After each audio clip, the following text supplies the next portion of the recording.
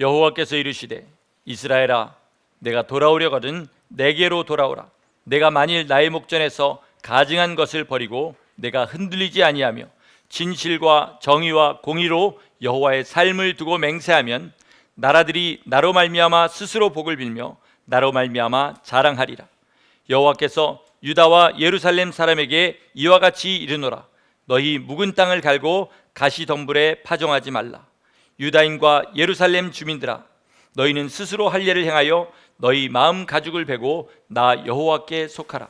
그리하지 아니하면 너희 악행으로 말미암아 나의 분노가 불같이 일어나 사르리니 그것을 끌 자가 없으리라. 아멘. 아멘.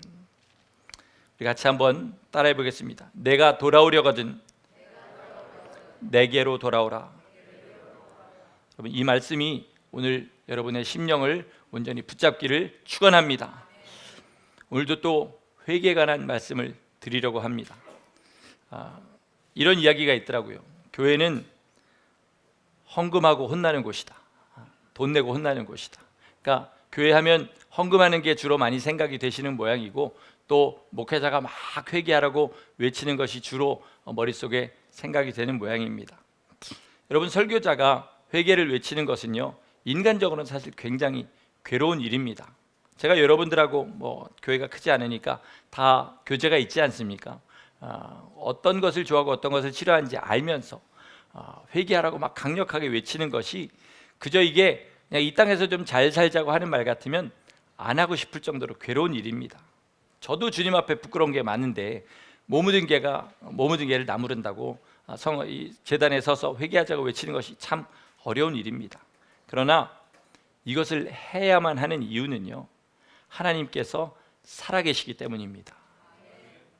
하나님이 살아계시다는 것은 무엇을 뜻하냐면요, 우리 죽은 후에 천국과 지옥이 있다는 것을 뜻하는 것이고요, 주님께서 우리를 위해 육신을 입고 이 땅에 오셔서 십자가에 달려 고난 받으신 것이 사실이라는 것을 말하는 것입니다. 그렇기 때문에 그 고난을 헛되게 하지 않기 위해서 우리는 항상 회개를 외치고 회개하는 삶을 살아야 할 줄 믿습니다. 회개는 우리 모두에게 부담스럽지만 반드시 있어야 되는 그런 일입니다. 주님 앞에 갈 때까지 날마다요. 그런데 도대체 언제까지 회개해야 됩니까? 도대체 어떤 죄까지 회개해야 됩니까? 이게 이제 우리 마음에 있는 그런 부담인 것이죠. 그런데 여러분, 회개가 뭔지를 알게 되면요, 나 어디까지 회개해야 됩니까? 뭐까지 회개해야 됩니까? 이런 질문을 하는 것 자체가 가장 회개해야 될 죄라는 사실을 아시게 될 겁니다. 제가 신학교 다닐 때 저희 신학교에 마틴 샌더스라는 미국에서 좀 유명한 교수님이 한 분 계셨어요. 이분은 그냥 신학적으로 유명한 게 아니라 그 삶이 좀 거룩하고 그리고 목회를 잘하시는 그런 목회자이셨기 때문에 여러 가지로 굉장히 유명한 그런 분이었습니다. 그분이 이런 말을 해요. 사람들이 나한테 와가지고 11조에 대해서 많이 질문을 하는데 주로 미국 사람들이 하는 질문이 뭐냐, 이겁니다. 11조를 네트로 해야 됩니까? 그로스로 해야 됩니까? 이거 많이 물어본다는 거예요. 여러분도 사실 궁금하시죠? 궁금하시지 않습니까? 그런데 이분의 대답이 제가 한 12년 전쯤에 들은 말인데 아직도 제가 계속해서 곱씹습니다. 맞는지 틀리는지 아직도 곱씹어요. 뭐냐면, 그런 거 계산하려면 아예 11조 하지 말아라, 이렇게 얘기했습니다. 이 말이 맞다는 얘기도 아니고 틀리는 얘기도 아닙니다. 그런데 계속 묵상하면서 생각한 것은 뭐냐면, 하나님이 우리한테 원하시는 것은요, 물질이 아닙니다. 노동이 아닙니다. 우리가 하나님 앞에 의무를 행하는 것을 원하시는 게 아니에요. 뭘 원하시냐면 우리의 중심을 원하십니다. 중심을 온전히 드리지 못한 사람의 가장 큰 특징이 뭐냐? 하나님 앞에 계속해서 계산합니다. 계산해요. 내가 이만큼 드리면 괜찮습니까? 이 말은 뭐냐면, 나머지 드리면 아까운데 좀 깎아주시면 안 됩니까? 이런 말이기도 하고요. 내가 왜, 나는 목사도 아닌데 교회 나와서 이렇게까지 봉사를 해야 되는 겁니까? 그죠? 내 삶에서 하나님 앞에 혹시라도 필요한 것보다, 내가 지옥을 면하는 것보다 조금이라도 더 드릴까 봐 날마다 전전긍긍하는 거, 이게 뭐냐면 진짜 거듭나지 못한 사람의 삶이라는 겁니다. 여러분, 하나님은 우리에게 전부를 주셨습니다. 진짜 전부를 주셨어요. 하나님이 그렇게 하실 때 꼭 그렇게 하셔야만 했기 때문에 주신 게 아니에요. 우리를 진심으로 사랑하셨기 때문에 주셨습니다. 그런데 우리는 항상 주님 앞에 조금이라도, 어차피 썩어질 인생 중에서 내가 가진 것 중에 조금이라도 더 드려야 될까 봐 전전긍긍합니다. 이거부터 회개해야 된다는 겁니다. 그래서 바리새인들에게 주님께서 이렇게 얘기하십니다. 화 있을진저 바리새인들아, 너희는 박하와 휘양과 근처에 11조를 드리되, 요만한 잎사귀 들어오는 것도 다 11조를 드리되, 율법에 더 중한 바 의와 하나님의 정의와 인과 하나님의 긍휼과 신을 버렸도다. 하나님을 향한 믿음을 버렸도다. 하나님을 향한 알맹이는 다 빼버리고 껍데기만 계속해서 드리는 삶을 산다는 것입니다. 여러분, 복음은 무엇이냐면 하나님이 아낌없이 우리에게 다 사랑으로 주셨기 때문에 그걸 받는 사람은 온전히 사랑으로 주님 앞에 나가는 것, 이것이 바로 복음의 핵심인 줄 믿으시기 바랍니다. 그러므로 신앙생활이 의무가 되는 것이야말로 성도가 지을 수 있는 가장 큰 죄입니다. 가장 큰 죄예요. 여러분이 지금 어떤 단계에 있는지 구별할 수 있는 세 가지 근본적인 질문을 좀 드리려고 합니다. 어떤 질문에도 난 100% 긍정적인 쪽으로 대답할 수 있습니다. 이런 분이 있다면 그분은 아예 처음부터 다시 시작하셔야 됩니다. 누구도 100% 나는 긍정적이다라고 말은 할 수 없을 겁니다. 다만 얼마만큼이 내 마음 가운데 부정적인 면이 숨어 있는지 발견하시라는 것이죠. 그리고 내 마음을 잘 들여다보시고 모르겠거든 성령님께 간절히 기도하셔서 보게 하시고 내가 주님을 정말로 사랑하는 회개할 수 있도록 붙잡아 주시옵소서. 우리 일주일간 그렇게 기도하시기를 바랍니다.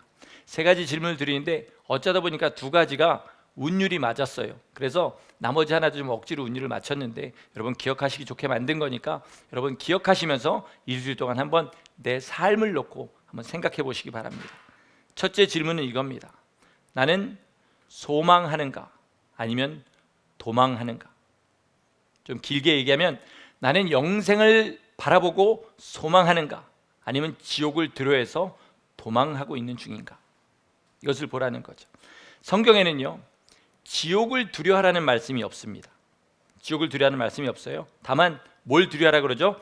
너희를 지옥에 보내실 수 있는 그를 두려워하라. 그가 누구십니까? 하나님이십니다. 지옥만 면하려고 신앙생활 하시는 분들이 참 많아요. 처음부터 지옥이 두려워서 거기 가기 싫어서 신앙생활 하시는 분도 있고요.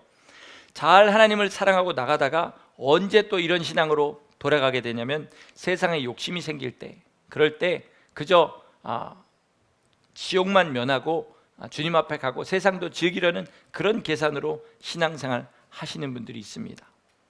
여러분, 지옥은 물론 두려운 것입니다. 그러나 지옥이 두렵고 끔찍한 이유는요 뭐 때문이냐면 거기에 하나님이 계시지 않기 때문에 그렇습니다.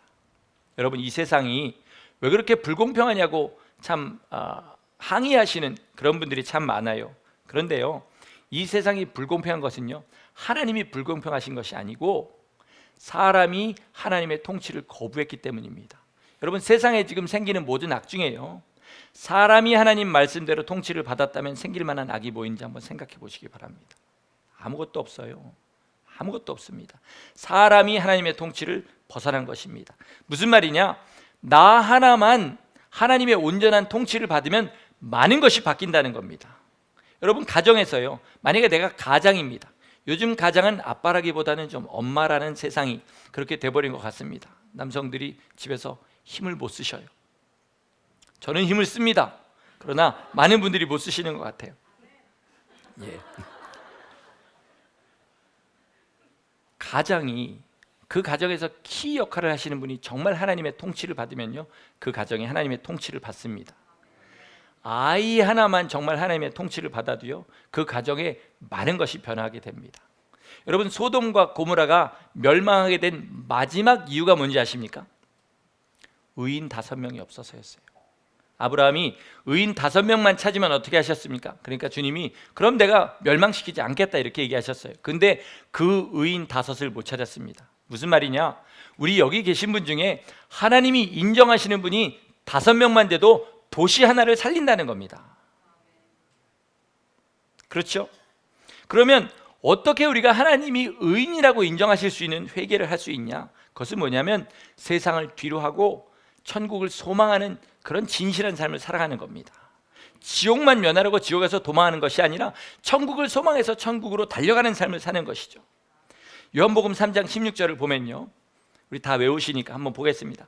하나님이 세상을 이처럼 사랑하사 독생자를 주셨으니 이는 저를 믿는 자마다 뭐하지 않고 멸망하지 않고. 이게 하나님이 독생자를 주신 첫 번째 이유입니다. 그러나 궁극적인 이유는 그 두 번째 나옵니다. 영생을 얻게 하려 하심이라.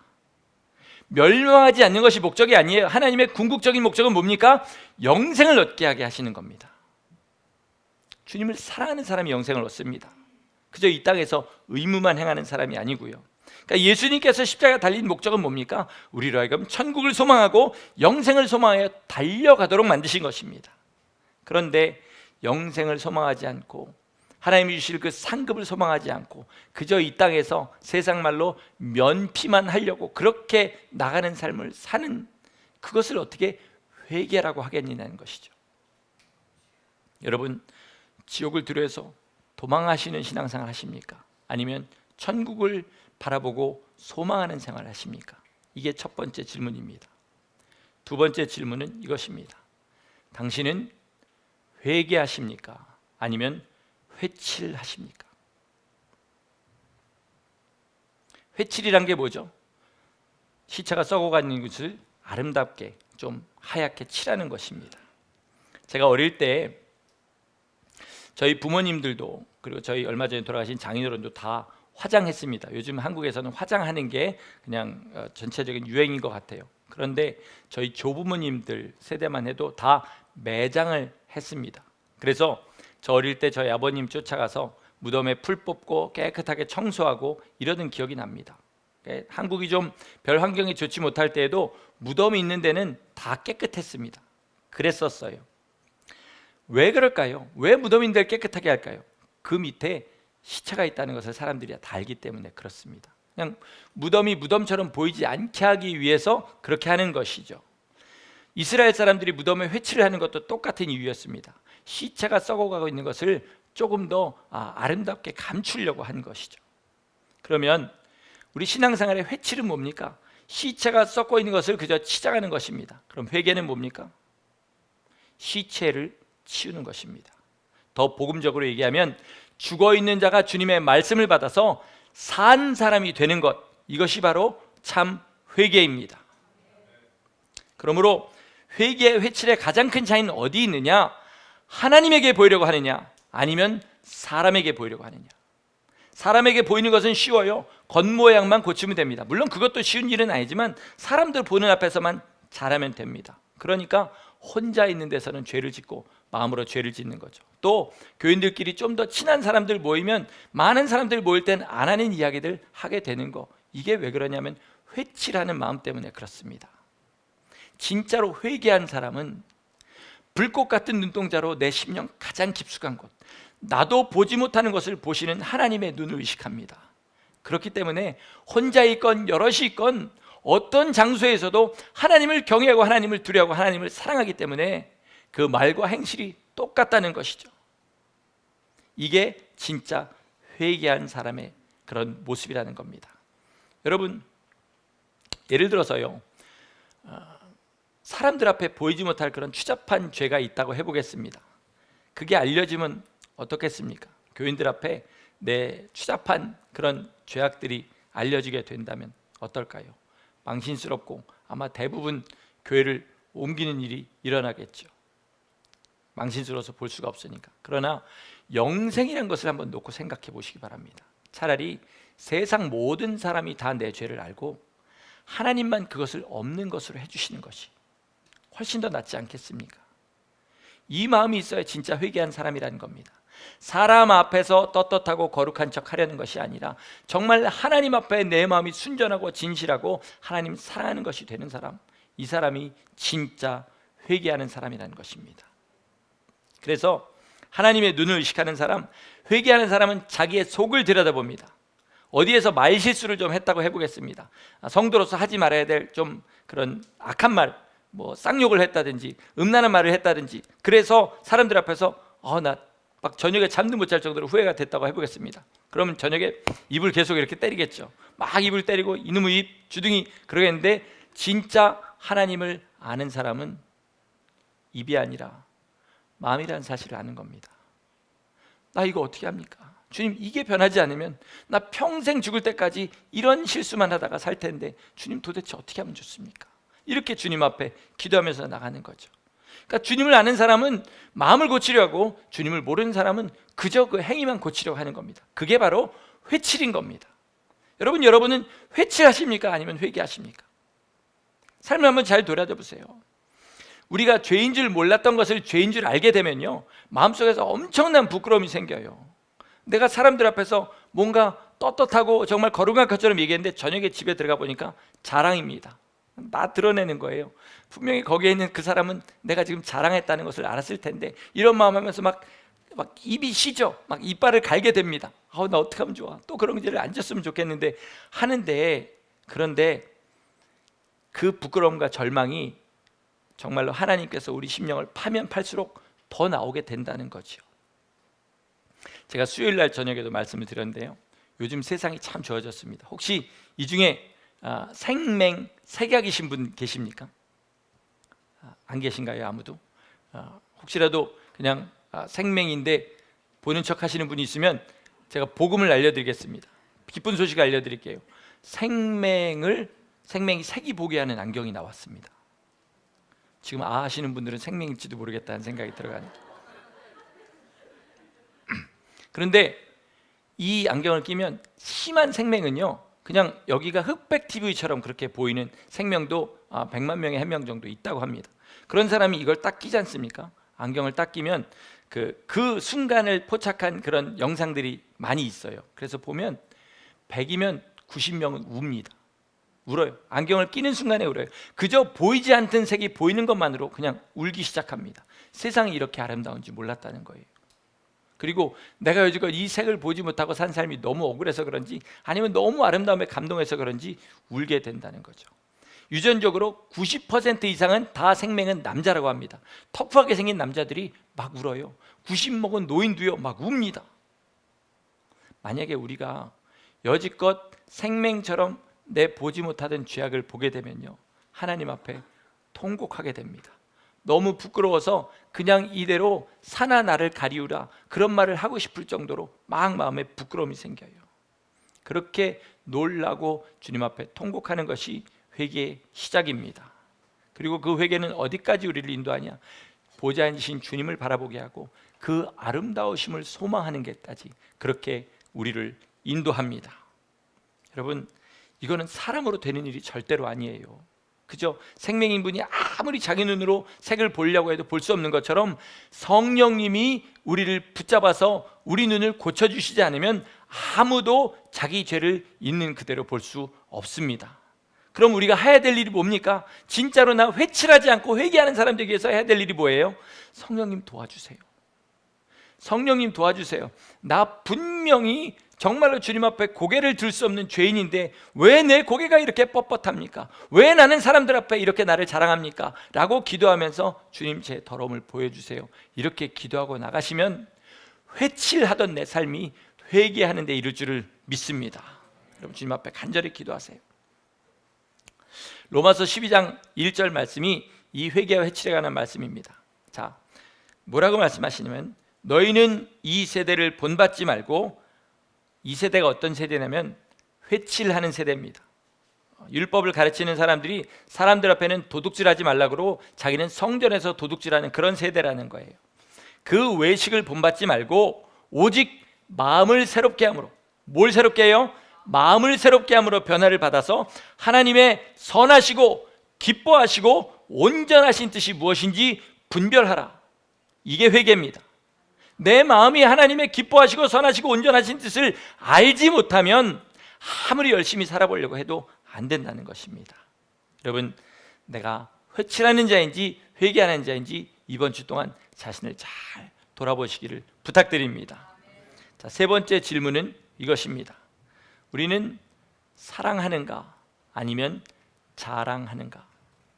자랑에 대한 말 이번 주에 많이 하게 됩니다. 김산성 목사님도 금요일 저녁에 또 자랑에 관한 얘기를 이렇게 했어요. 가장 절망적인 신앙인은 누구냐? 자기 신앙에 자부심을 가지고 있는 사람들입니다. 자기를 자랑하는 사람들이에요. 이번 고린도전서 4장 7절에 이렇게 얘기합니다. 누가 너를 구별하였느냐?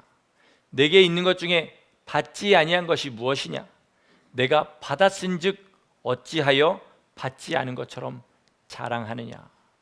여러분, 자랑이란 것은 무엇이냐면요, 우리의 삶에 어떤 것이라도 자랑한다는 말은 무슨 뜻이냐면요, 그게 하나님께로부터 받지 않았다고 스스로 얘기하는 것과 같은 것입니다. 예를 들어서 제가 목사인데 목사가 됐다고 머리를 세우고 자랑한다면요, 나를 세우신 분이 하나님이 아니시고 나를 죄악 가운데서 건지신 분이 예수님이 아니라고 얘기하는 것과 똑같은 것입니다.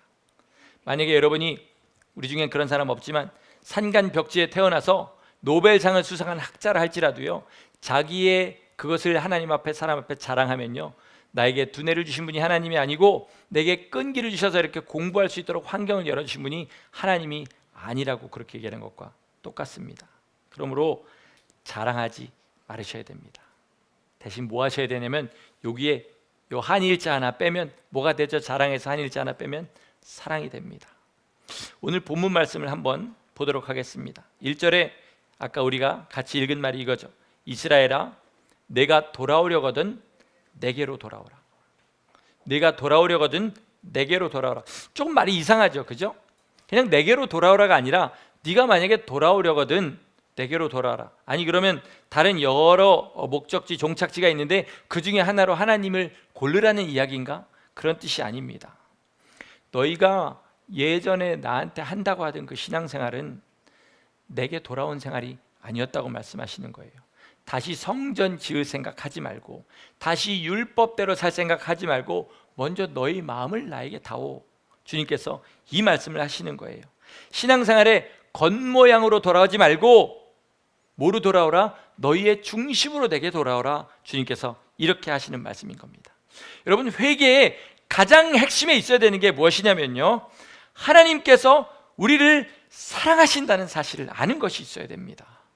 하나님과 우리의 관계가 사랑의 관계가 되지 않으면요, 그거는 아무런 소용이 없는 관계예요. 하나님의 사랑을 모르고 내가 그분을 온인 다해서 사랑하지 않으면요, 그것은 신앙생활도 아니고 영적 생활도 아니고 아무것도 아닙니다. 절에 나가는 거나 똑같은 거예요. 아무것도 다를 것이 없습니다. 회개다운 회개를 이미 하지 않은 사람이라는 것입니다. 아까 제가 11조 얘기할 때 말씀드린 것처럼 하나님을 사랑하지 않는 사람의 대표적인 증상은 뭐냐면 뭡니까? 뭐라 그랬어요? 계산하는 것이라고 그랬습니다. 하나님 앞에 끝까지 계산하는 거죠. 물질 하나만 놓고 이야기해 보겠습니다. 이렇게 얘기하면 너무 세상적이고 속된 이야기 같은데, 하나님과 한 주머니를 차면 누가 손해입니까? 나랑 하나님하고 한 주머니 차면 누가 손해입니까? 누가 이익입니까? 헌금 내라 그러는 거 아니까 그렇게 좀 째려보지 마세요. 누가 이익입니까? 내가 이익이죠. 그럼에도 불구하고 믿지 못하니까 네트로 해야 됩니까? 그로스로 해야 됩니까? 이런 질문하게 되는 거예요.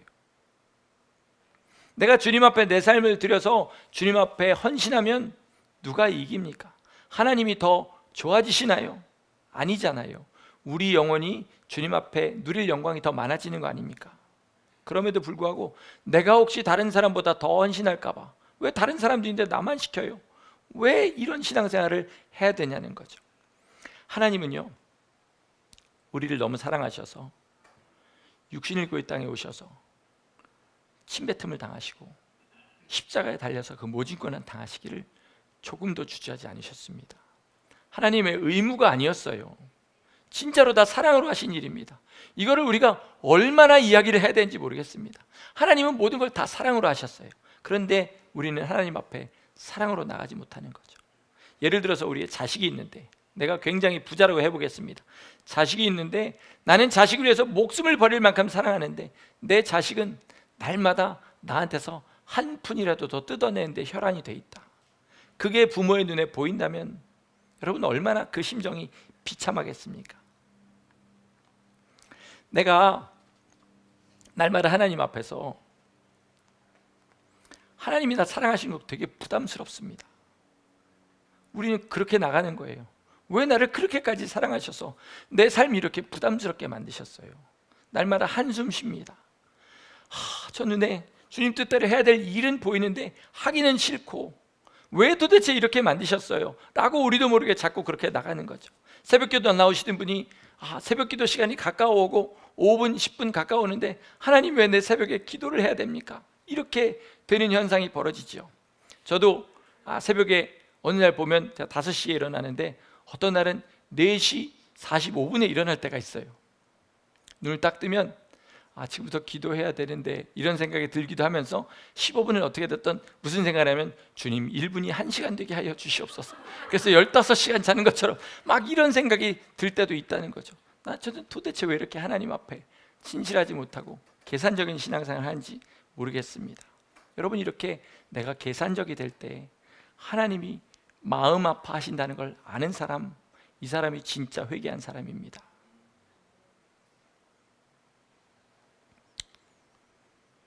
솔직하게 말씀을 드리면 저는 아직 우리 중에 대부분의 사람이 하나님과 물질을 겸하여 섬긴다고 그렇게 생각합니다. 아무리 좋게 보려고 해도 저 자신을 봐도 그렇고 여러분을 봐도 그렇고 그렇게 생각이 됩니다. 그 이유는 다 보면 요한 1서 말씀대로 육체의 정욕과 안목의 정욕과 이생의 자랑 때문입니다. 그 외에 다른 이유는 없어요. 그런데 하나님이 왜 우리에게 하나님과 재물을 겸하여 섬기지 말라고 하셨을까? 이걸 한번 생각해 보세요. 하나님은 사랑으로 하신 이야기입니다. 왜요? 하나님과 재물을 겸하여 섬기면 마지막에 낭패 보기 때문에 너희들의 신앙생활이 다 아닌 것으로 부정되는 날이 온다는 것입니다. 그래서 하나님과 재물을 겸하여 섬기지 말라고 해요. 그러나 아무리 큰 사랑으로 이 말씀을 외쳐도요, 재물을 주님보다 사랑하는 사람은 부담스러울 뿐입니다. 왜 하필이면 성경에 저 말이 있어가지고 이렇게 생각하죠. 그러나 주님을 사랑하는 것이 커져갈수록 물질을 버는 법이 달라지고 물질을 쓰는 법이 달라지고 그리고 물질과의 관계를 맺는 방법이 달라집니다. 그래 어떤 사람은 주님의 사랑을 너무 크게 받으니까 어떻게 됩니까? 다 버리고 주님을 따라가는 사람도 있더라는 것이죠. 여러분, 분명하실 것은 그 사람이 나보다 더 하나님을 사랑한다는 사실만큼은 부인하셔서는 안 됩니다. 꼭 물질을 다 버리고 주님 따라야 돼 이렇게 말할 수는 있습니다. 그래야만 구원받아 이렇게 말할 수는 있지만 그 물질을 다 버리고 주님을 따르는 사람이 나보다 주님을 더 사랑하는 사람이라는 것만큼은 인정하셔야 됩니다. 그래야 갈 길이 보여요. 이게 하나님을 사랑하는 사람과 그렇지 않은 사람의 차이입니다. 내 마음이 하나님을 사랑하게 될 때 그 나아갈 바를 알려주신 것이 그 다음부터 뭐냐면 계명이 되는 겁니다. 하나님을 사랑하지 않은 사람에게 계명은 오직 부담일 뿐이지만 하나님을 사랑하는 사람에게는 그때부터 계명이 뭐냐면 나아갈 바를 알려주시는 것이죠. 그래서 주의 말씀은 내 발의 등이요 내 길의 빛이니이다. 이런 고백을 할 수 있게 됩니다. 오늘 예레미야 4장에 보면은 어떤 식으로 나가야 되는지 이것을 알려주신 말씀이 있는데 4가지만 짧게 말씀을 드리겠습니다. 첫째, 하나님의 목전에서 가증한 것을 버리라고 그랬습니다. 가증한 것. 여러분, 하나님 앞에 좀 델리케이트한 그런 죄들은 있지만 가증한 것은 너무나 분명합니다. 뭐라고 부인해도 그 가증한 것들은 어떻게 할 수 없어요. 어떤 분을 보니까 하나님의 사랑에 관한 책을 썼어요. 근데 이분이 예전에 보니까 동성연애자였습니다. 자기가 어느 집회에 초청을 받아서 성령을 받은 다음에 주님을 사랑하는 마음이 막 올라오기 시작했대요. 아무리 성경을 가지고 자기가 동성연애 하는 것을 정당화를 시켜보려고 해도 자기 양심이 도저히 그것을 찾을 수가 없다고 합니다. 여러분 삶에서도 마찬가지예요. 주님이 찌르시는 것이 분명하게 있습니다. 아무리 찾아봐도 도저히 성경에서 그것의 정당성을 찾을 수 없으면 하나님 보시기에 가증한 겁니다. 버리셔야 돼요. 대표적인 게 악습이죠. 내 삶에서 남들 앞에서는 보여주지 못할 악습이 있으면 버리셔야 됩니다. 또 그리스도인으로서 걸맞지 않은 사치도 버리셔야 됩니다. 요즘은요, 분명히 말씀드리지만 먹고 살기 위해서 돈을 버는 사람보다는 쓰고 놀기 위해서 돈을 버는 사람이 훨씬 더 많습니다. 사람 앞에 자랑하려고요. 더 좋은 것 먹고 더 좋은 것 입으려고 그렇게 돈 번 사람들이 많다는 거죠. 바울 시대에 돈을 사랑하는 것이 일만하게 뿌리였다면 이 시대에는 10만 100만하게 뿌리입니다. 여러분, 돈과의 관계를 새롭게 맺으셔야 됩니다. 그리고 무엇보다 버려야 될 것은 남을 미워하는 마음 버리셔야 됩니다. 어떤 이유에서라도 내가 주님 앞에 지은 죄보다 더 큰 죄를 지은 사람이 있기 전에는 절대로 그 미움 버리지 않으시면 주님 앞에 용서받지 못하십니다. 이거는 제가 아무리 무서운 얼굴을 하고 말씀을 드려도 조금 더 제 마음에 거리낌 없이 드릴 수 있는 말입니다. 미움이 있는 사람은 절대로 주님 나라에 들어가지 못합니다. 마음속에 미움을 버리셔야 됩니다. 둘째로 뭐라고 하시냐면 진실과 정의와 공의를 알아야 된다, 이렇게 말씀하셔요. 이것은 뭘로만 가능하냐면요, 설교를 들어서 되는 일이 아닙니다. 주의 말씀을 주야로 묵상하셔야 돼요. 아멘 안 하십니까? 주의 말씀을 주야로 묵상하셔야 돼요. 성도라고 하면서 주님의 말씀을 멀리하는 사람들, 주님의 말씀을 읽고 묵상하는 것을 안 하는 사람들은 내가 성도라는 것을 그저 포기하시는 그런 행위라는 것을 아셔야 됩니다. 날마다 내가 설교를 많이 듣는다. 여러분, 설교 많이 듣는 것은요, 설교에는 분명히 각 설교자의 취향에 따라서 친양념들이 있고요, 자기의 취향들이 있습니다. 그렇기 때문에 장님이 코끼리를 만지는 것처럼 부분을 설명하는 겁니다. 아무리 영감 있는 설교라도 하나님의 있는 그대로를 있는 그대로 설교할 수 있는 사람은 아무도 없기 때문에 우리는 항상 말씀을 묵상하면서 설교를 들으셔야 됩니다. 지금 우리 성경 통독하는데 열 몇 분이 열심히 따라오고 있어. 지금 벌써 100분의 3 정도를 하셨습니다. 그 정도를 읽으셨는데 이제 6개월 동안 성경을 일독하려고 해요. 일독하고 끝나는 것이 아니라 계속해서 죽을 때까지 성경을 묵상하셔야 됩니다. 목회자만 해야 되는 일이 아니고요, 반드시 하셔야 됩니다. 세 번째로 뭐라 그러시냐면 묵은 땅을 갈아라, 그리고 가시덤불에 파종하지 말아라, 이렇게 말씀하십니다. 묵은 땅은 뭐냐? 신앙생활 오래 해서 신앙생활이 습관이 되어버린 사람들, 이 사람들이 묵은 땅이라고 합니다. 한국에서는 묵은 닭이라는 말도 씁니다. 알 못 낳는 닭이라고요. 점점 주님께 가까이 가지도 않고 멀어지지도 않습니다. 어느 순간인가부터 주님은 영원하시고 무한하신데 내가 주님 안에서 누리는 것은 그 중에 지극히 일부, 물질을 사랑하고 세상을 사랑하고 자기를 사랑하다 보니까 그 테두리 안에서 벗어나지 못하고 사는 사람들이 대부분이죠. 이 사람들을 묵은 땅이라고 합니다. 이 묵은 땅을 갈기 위해서는요, 죄송합니다, 예배 사모하셔야 됩니다. 예배에서 내가 어떤 사랑하는 미리 그려놓은 역사가 없다 할지라도 예배를 사모하시고 나오셔야 돼요. 어디든지 기도한 자리가 있다면 가셔야 됩니다. 그리고 항상 주의 말씀을 묵상하고 그렇게 사셔야 돼요. 그리고 주의 말씀을 읽을 때 자기를 확인하려고 읽지 말고 내 삶에 정말 어두운 것을 비추려고 그렇게 읽으셔야 묵은 땅이 갈아지기 시작합니다. 안 그러면 계속 핑계만 늘어나고 쓸데없는 자랑만 늘어납니다. 또 가시덤불에 파종하지 말라고 그랬는데, 여러분, 가시덤불이 뭐죠? 예수님 뭐라 그러셨어요? 가시덤불, 세상, 재리 유혹과 그 다음에 또 누가복음에는 생활의 염려다, 이렇게 얘기하셨어요. 분명히 말씀드리지만 우리가 특별히 재산이 많기 전에는요, 죽을 때까지 먹고 사는 거 걱정하게 돼 있습니다. 너무 편안하게 나 죽을 때까지 먹을 거 다 마련해 놓고 사는 사람 없습니다. 이게 모든 사람한테 다 있다는 거예요. 근데 이 생활의 염려에 빠지면 어떻게 된다고요? 가시덤불이 그 위에 덮어져 가지고 씨가 맺기는 하는데 자라지 못한다, 이렇게 얘기하는 거죠. 여러분, 여지껏 제가 신앙생활하면서 관찰한 결과예요. 한 번에 불이 꺼지는 사람이 있고요, 서서히 불이 꺼지는 사람이 있는데, 한 번에 꺼지는 사람은 대부분 어떤 사람이냐? 시험 드는 사람들, 사람에게 시험 드는 사람들입니다. 목사한테 시험 들면 그냥 한 번에 불이 꺼지고요, 장로님한테 시험 들면 한 2번 정도 불어야 시험이 꺼지고 이러는 것 같습니다. 그런데 서서히 꺼지는 사람인데 어떤 사람이냐? 마음에 가시덤불이 쳐져 있는 사람이에요. 생활의 염려 때문에 점점 하나님과 멀어지는 사람들이죠. 여러분, 이것을 조심하셔야 됩니다.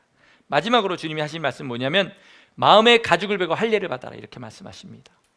할례라는 것이 좀 설명하기가 민망한 곳이라 좀 설교하기가 어려운데요, 할례란 건 뭐냐면 굳은 살을 벗어내고 예민한 곳을 드러내라는 것입니다. 하나님 앞에 내 양심에 가장 아프고 찔리는 부분들을 방어하지 말고 그거를 고백하며 나오라는 겁니다. 모든 분들이 자기 마음에 있는 죄악들, 자기가 다른 사람보다 꿀리는 것들은 어떻게든 포장하려고 하지 그것을 내놓는 사람이 없는데, 하나님 앞에 나는 이게 죄입니다, 난 이래서 주님 앞에 죽을 것 같습니다 라고 내놓으라는 것이에요. 이게 마음의 할례를 행하는 것입니다. 죄를 고백하고 나오라는 것이죠. 여러분, 생각보다 우리에게 시간이 없습니다. 우리 교회 평균 연령이 58세 정도 됩니다.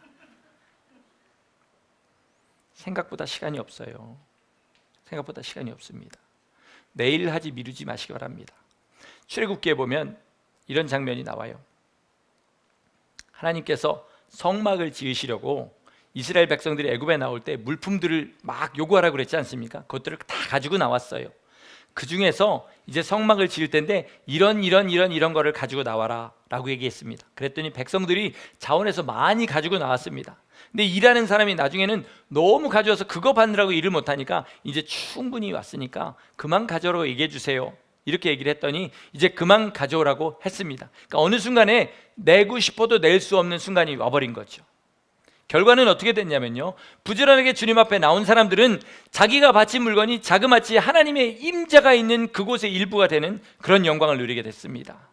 그런데 내지 않은 사람은요, 인색해서 처음부터 낼 마음이 없던 사람은 어차피 그랬으니까 내버려 두겠습니다. 그러나 낼 마음이 있었는데 차일피일 미루다 못 낸 사람은 어떻게 됐냐면 그것들이 결국 땅에서 썩어지고 하나님 앞에 기억하지 못하는 그런 물건들이 되어버린 것이죠. 회개도 이와 같습니다. 여러분, 하나님 앞에 섰을 때에 우리가 가장 후회할 일이 무엇이겠습니까? 주님 뜻대로 살지 못한 거, 그 전에 만약에 우리가 온전하게 회개하지 못한 자라면 그것보다 더 후회할 일은 없는 줄 아시기 바랍니다. 그러므로 때가 악하니라, 때가 급하니라, 우리가 회개할 수 있을 때 주님 앞에 회개하며 나가시고, 나는 도망하는 자인가 소망하는 자인가, 나는 회칠하는 자인가 회개하는 자인가, 나는 자랑하는 자인가 사랑하는 자인가 깊이 생각하시면서 정말로 내 내면이 거듭나서 주님 앞에 온전히 회개하는 거룩한 역사 있기를 예수 이름으로 간절히 축원합니다. 아멘. 기도하시겠습니다.